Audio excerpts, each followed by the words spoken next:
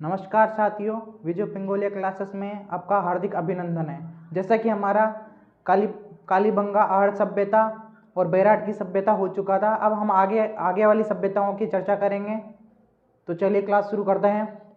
अगली हमारी सभ्यता है गणेश्वर सभ्यता।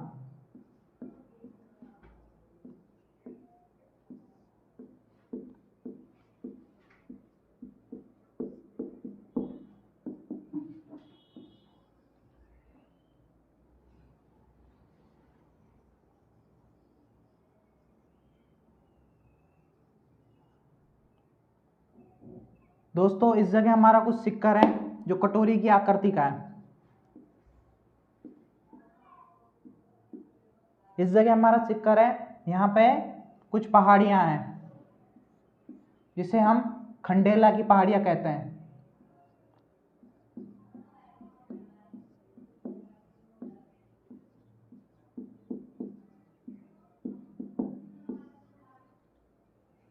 यहाँ से एक नदी निकलती है जिसका नाम है कातली नदी।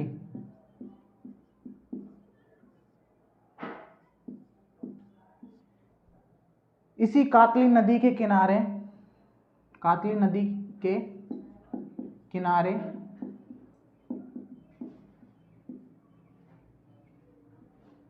गणेश्वर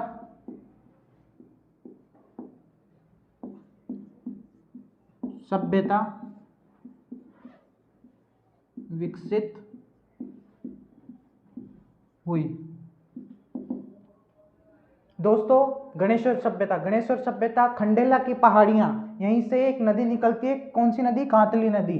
उस कातली नदी के किनारे गणेश्वर सभ्यता विकसित हुई। ये कहाँ विकसित हुई? सिक्कर के नीम का थाना तहसील के एक गांव में। सिक्कर के नीम का थाना तहसील के एक गांव में वर्तमान में नीम का थाना स्वयं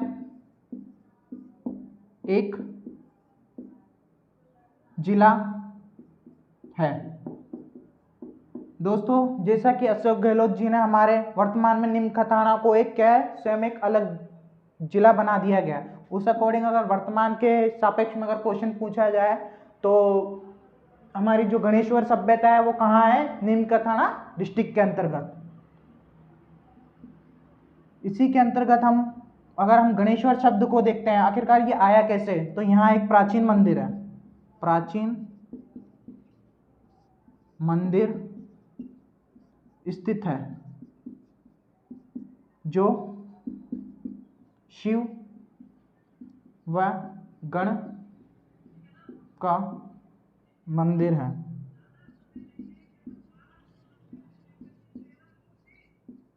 इसी के आधार पर गणेश्वर नाम पड़ा। गणों का ईश्वर गणेश्वर, शिव मंदिर, गणेश्वर नाम पड़ा।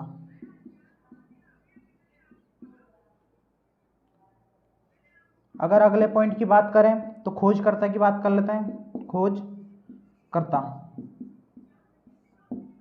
खोजकर्ता की अगर हम बात करें तो आरसी अग्रवाल।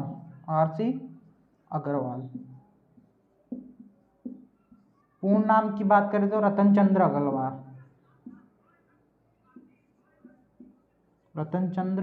अग्रवाल।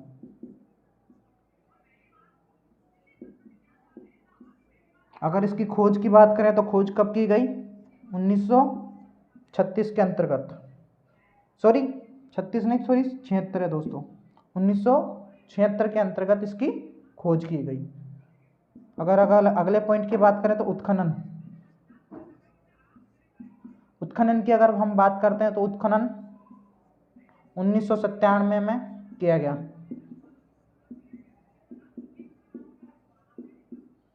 अगर हम उत्खनन की बात करते हैं 1997 में किया गया। किन किन के द्वारा? प्रथम व्यक्ति हैं आरसी अग्रवाल,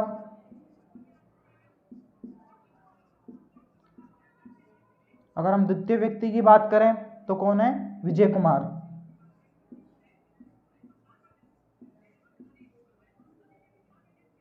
एक बार देख लूं, यह सभ्यता कहाँ विकसित हुई? खंडेला की पहाड़ियों से कासली नदी के किनारे पे कहाँ है? नीम का थाना सिक्कर के एक गांव में। वर्तमान में नीम का थाना, अगर हम गहलोत जी के अकॉर्डिंग देखें, जो उन्होंने कुछ 19 नए जिले बनाए, उसके अंदर हमारा नीम का थाना भी है, तो उस अकॉर्डिंग वर्तमान में नीम का थाना जिले में है। प्राचीन, अगर इसके हम गणेश्वर नाम की बात करें तो यहाँ पे एक प्राचीन शिव मंदिर था, गण और शिव का मंदिर, तो उसी आधार पर इसे गणेश्वर कहा गया। इसके खोजकर्ता की बात करें तो आर सी रतनचंद्र अग्रवाल द्वारा की गई। उत्खनन की अगर हम बात करें तो 1997 में आर.सी. अग्रवाल व विजय कुमार द्वारा की गई। नेक्स्ट पॉइंट की हम बात करें, यहाँ से दो प्रकार की सभ्यता मिलती है। दोस्तों हमें यहाँ से कैसी दो प्रकार की सभ्यताएं मिलती है? अब दो प्रकार की कौन कौन सी है? फर्स्ट है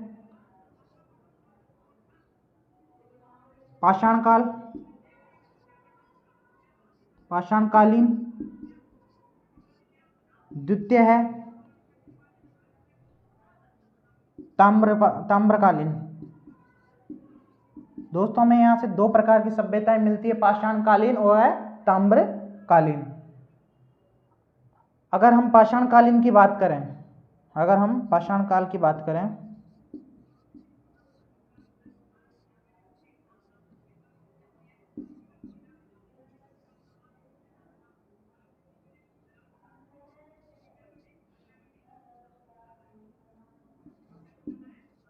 पाषाण काल की बात करें तो हमें यहाँ से पाषाणकालीन में मतलब कुछ यहाँ से 400 प्लस यानी 400 से भी अधिक बाणाग्र मिले।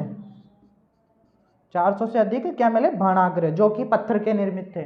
बाणाग्र दोस्तों क्या होता है?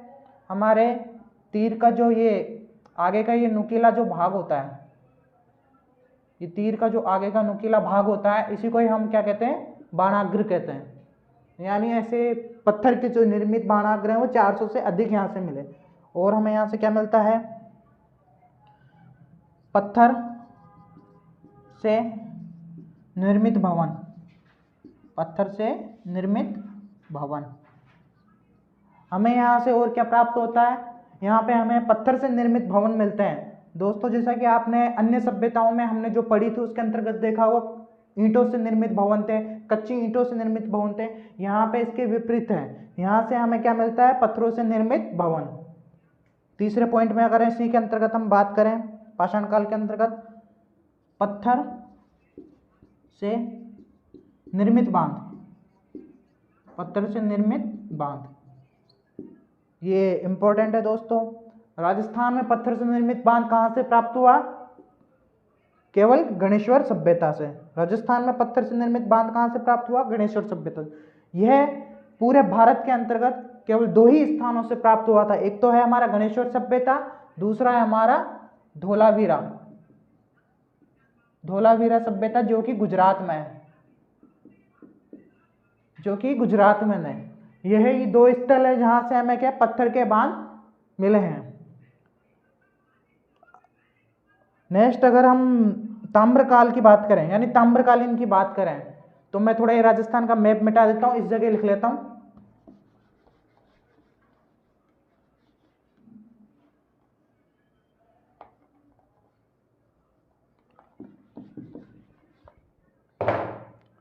ताम्रकाल की बात करें हम,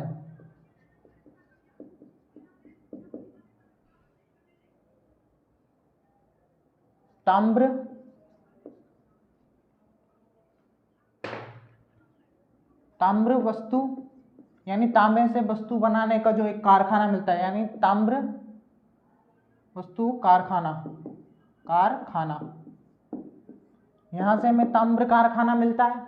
और हमें यहां से क्या मिलता है?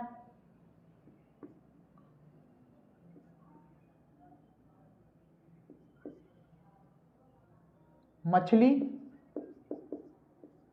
पकड़ने का कांटा। हमें यहाँ से मछली पकड़ने का कांटा मिलता है, अतः हम कह सकते हैं ये लोग मांसाहारी भी थे। और हमें यहाँ से क्या मिलता है,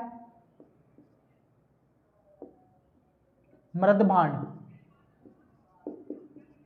दोस्तों हमें यहाँ से मृदभांड भी मिलता है, जो कैसे थे, काले व नीले, काले व नीले मृदभांड। जैसा कि हमने आहड़ सभ्यता के अंतर्गत देखा था कि हमारे जो मृदभांड थे वो कैसे थे, लाल काले मृदभांड। लेकिन हमारे गणेश्वर से कैसे सब मृदभांड मिलते हैं, काले व नीले मृदभांड। नेक्स्ट अगर हम बिंदु की बात करें, और हमें यहां से क्या मिलता है गणेश्वर से, छल्लेदार, छल्लेदार मृदभांड। छल्लेदार मृदभांड हमें यहां से प्राप्त होते हैं। और हमें यहां से क्या मिलता है,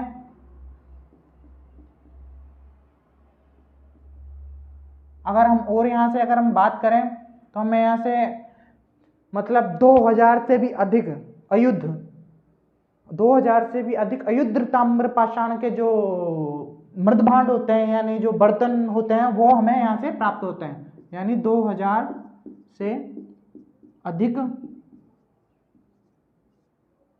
2000 से अधिक आयुध ताम्र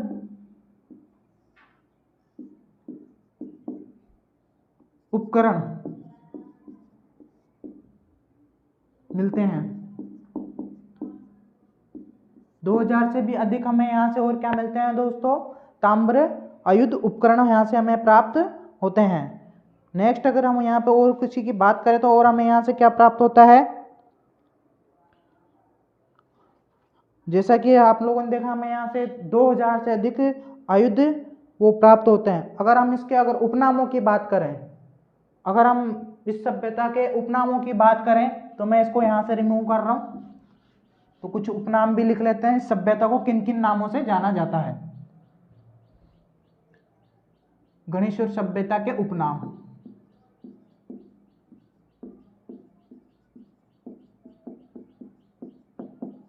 उपनाम फर्स्ट है, इसे दोस्तों ताम्र पाषाण मतलब ताम्रकालीन सभ्यता की जननी कहा जाता है। इसे क्या कहा जाता है, ताम्रकालीन सभ्यता की जननी।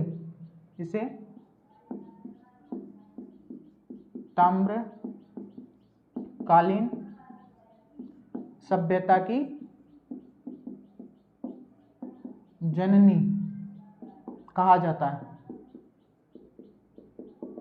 इसे ताम्रकालीन सभ्यता की जननी कहा जाता है। और इसे क्या कहा जाता है दोस्तों, पुरातत्व का पुष्कर, पुरातत्व का पुष्कर। दोस्तों इसे पुरातत्व का पुष्कर भी कहा जाता है। हमने देखा कि हमें यहाँ से क्या क्या प्राप्त होता है, ताम्र वस्तु का कारखाना प्राप्त होता है, मछली पकड़ने का कांटा प्राप्त होता है, और हमें यहाँ से मृदभांड व काले व छल्लेदार मृदभांड प्राप्त होते हैं। 2000 से भी अधिक आयुध मृदभांड प्राप्त होते हैं। और हमें यहाँ से पाषाण काल की अगर हम बात करें तो हमें 400 से अधिक बाणागृह मिलते हैं, पत्थर से निर्मित भवन मिलते हैं, पत्थर का बांध मिलता है। और अगर हम आगे अगर कुछ और चर्चा करें तो यहाँ से हमें नेक्स्ट अगर एक बिंदु की बात कर लूँ तो हमें यहाँ से कुछ जो तस्त्रियाँ मिलती है, तस्त्रियाँ यानी परात जैसी, और बर्तन, तस्त्रियाँ बर्तन, कुछ श्रृंगार युक्त जैसे अंगूठियाँ हो गई, ऐसे कुछ उपकरण मिलते हैं, यानी हम अंगूठियाँ लिख सकते हैं, अंगूठियाँ। ऐसे दोस्तों यहाँ से कुछ उपकरण प्राप्त होते हैं, मतलब कुछ चीज़ें यहाँ से प्राप्त होती है उत्खनन के अंतर्गत। तो हमारा दोस्तों ये सभ्यता यहीं तक ही था। तो हम नेक्स्ट सभ्यता की तरफ बढ़ते हैं। मैं इसको रिमूव कर देता हूँ, एक बार आप इसका स्क्रीनशॉट ले लीजिए, लेना चाहे तो। वो मैंने कुछ यहाँ पे मिटाया था तो उसका आप थोड़ा बहुत पीछे करके है ना एक बार स्क्रीनशॉट ले लेना। तो एक बार इसका स्क्रीनशॉट ले लीजिए, फिर हम नेक्स्ट सभ्यता की तरफ बढ़ते हैं। आई होप आपने स्क्रीनशॉट ले लिया होगा।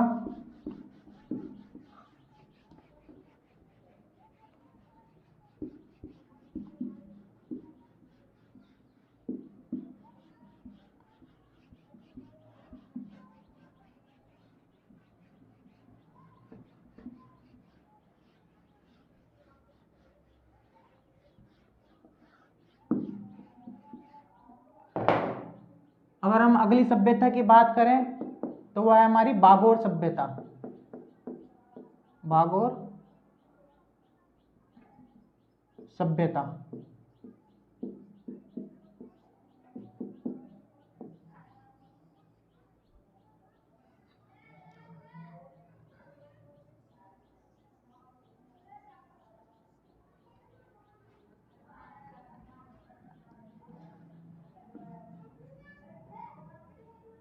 इस क्षेत्र में दोस्तों यहाँ पे भीलवाड़ा पड़ता है, भीलवाड़ा।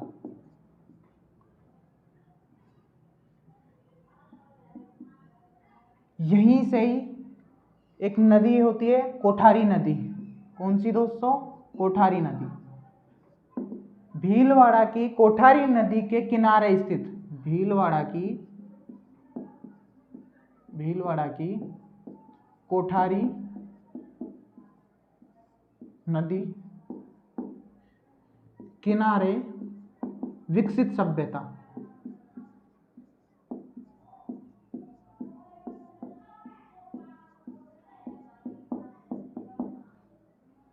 भीलवाड़ा के कोठारी नदी के पास विकसित सभ्यता है। और अगर हम यहाँ पे और अगर बिंदु की बात करें तो खोजकर्ता की बात कर लेते हैं। खोजकर्ता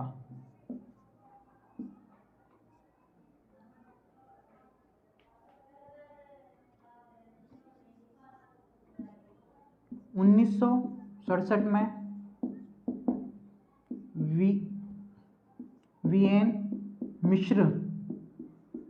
मिश्र द्वारा की गई। अगर हम इसकी खोज की बात करें तो 1967 में वीएन मिश्र द्वारा की गई, यानी वीरेंद्रनाथ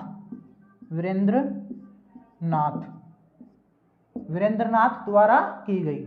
नेक्स्ट पॉइंट की अगर हम बात करें तो हमें यहां से क्या प्राप्त होता है दोस्तों? हमें यहां से मध्य पाषाण काल व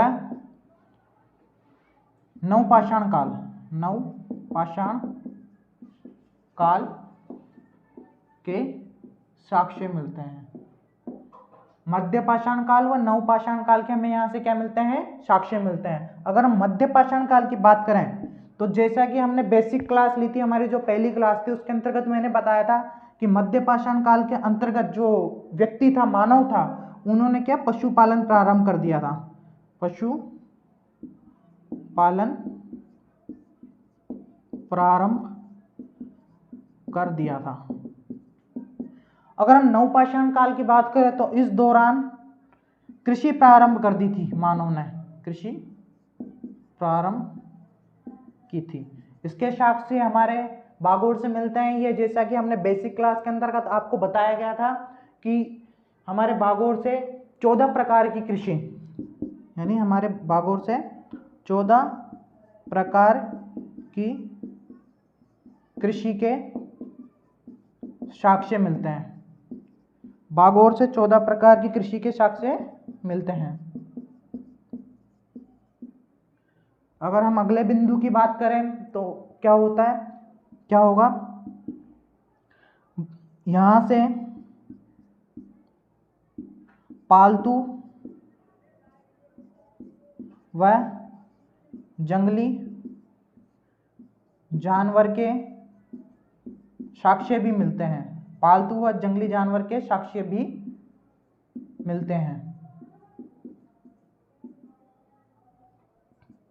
नेक्स्ट बिंदु की बात करें तो यानी कि उनकी जली हुई हड्डियां थी जो उनके साक्ष्य यहां से प्राप्त होते हैं।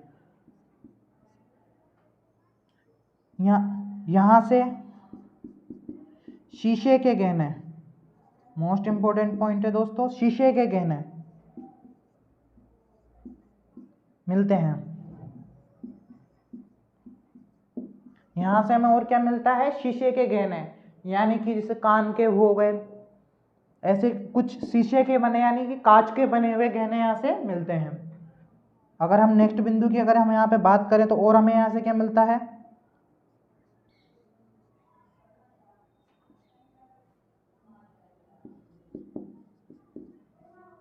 पत्थर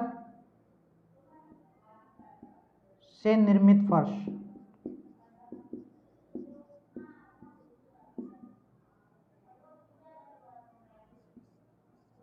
पत्थर से निर्मित फर्श मिलती है।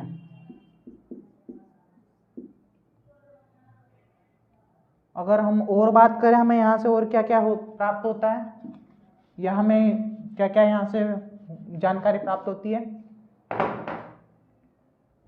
तो बागोर को आदिम संस्कृति यानी आदि मानव संस्कृति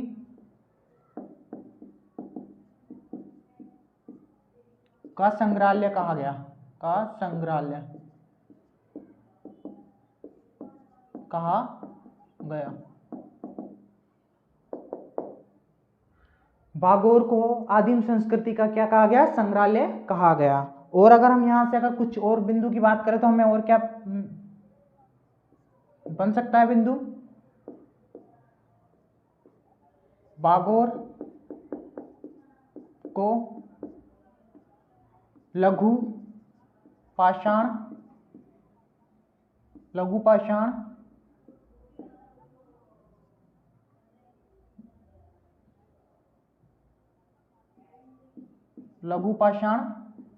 संस्कृति भी कहा गया, संस्कृति भी कहा गया।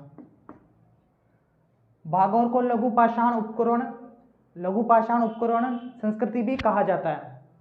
बागोर को कैसी संस्कृति कहा जाता है, लघु पाषाण उपकरण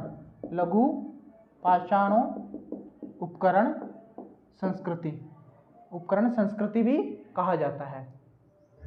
अगर हम बागोर की अगर नेक्स्ट बिंदु की बात करें तो जो बागोर जो ये आदिम संस्कृति थी, तो अतः हम कह सकते हैं कि ये आखेटक या फिर उसी पे निर्भर रहा करते थे, यानी आखेटक के साक्ष्य भी हमें यहाँ से मिलते हैं, साक्ष्य भी प्राप्त होते हैं। अगर हम बागोर से बात करें तो हमें यहाँ से बागोर संस्कृति के अंतर्गत से हमें आदिम संस्कृति के साक्ष्य यहाँ से मिलते हैं, जिसे आदिम संस्कृति का संग्रहालय कहा जाता है। लघु पाषाण उपकरण संस्कृति भी से कहते हैं। यहाँ की फर्शें हमें पत्थर से निर्मित मिलती है। और अगर हम यहाँ पे बात करें तो प्राचीनतम पशु के साक्ष्य मिलते हैं हमारे यहाँ से, जैसे कि हम मध्य पाषाणकालीन प्राचीनतम पशुपालन के साक्ष्य यहाँ से प्राप्त होते हैं। और अगर हम यहाँ से बात करें तो मकान यहाँ से पत्थरों से निर्मित थे, जैसा कि हमने शायद ये पॉइंट नहीं लिखा है, एक बार लिख ही लेते हैं। पत्थर से निर्मित भवन भी मिलते हैं, और अगर पत्थर की अगर हम बात करें तो यहाँ से पत्थर के हथौड़े भी मिलता है, यानी हथौड़ा भी मिलता है। हमें यहाँ से पत्थर से निर्मित भवन भी मिलता है, पत्थर से निर्मित हथौड़ा भी मिलता है। और अगर हम यहाँ से बात करें तो यहाँ से हमें एक बस्ती भी मिलती है प्राचीन, जिसका नाम तिलवाड़ा है। प्राचीन बस्ती तिलवाड़ा के साक्ष्य भी मिलते हैं। हमें यहाँ से पत्थर का हथौड़ा भी मिलता है, प्राचीन बस्ती भी मिलती है, तिलवाड़ा बस्ती के साक्ष्य भी मिलते हैं।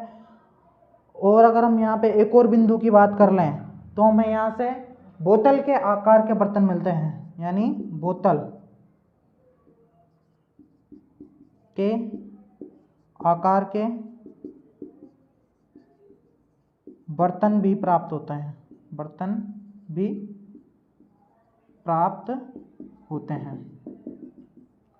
दोस्तों, इसी के साथ हमारी यह सभ्यता समाप्त होती है। नेक्स्ट क्लास में हम मिलते हैं कोई और नई सभ्यता के साथ। तब तक के लिए मुझे दीजिए आज्ञा। जय हिंद, जय भारत।